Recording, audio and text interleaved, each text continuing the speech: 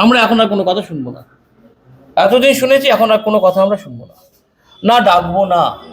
আমি 2027 অবধি থাকবো, আপনারা কি করতে পারেন করে নিন। ওরা সার্চ করে দেখলো প্রায় 75% প্রডিউসারের কোনো অস্তিত্বই নেই।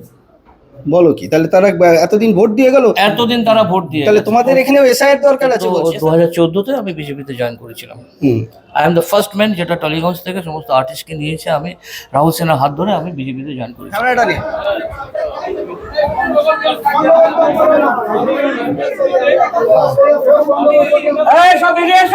ইলেকশনে আমরা প্রতিবার আসতাম, আমরা হেরে চলে যেতাম।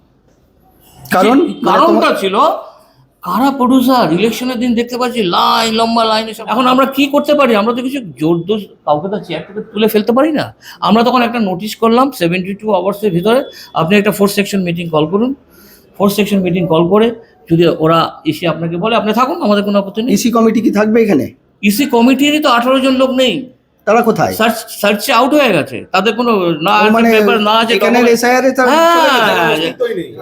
ছেলে আছে, বউ আছে, ছেলে আছে, বউ আছে, সবাই আছে। তাই? হ্যাঁ, প্রডিউসার কোথায়?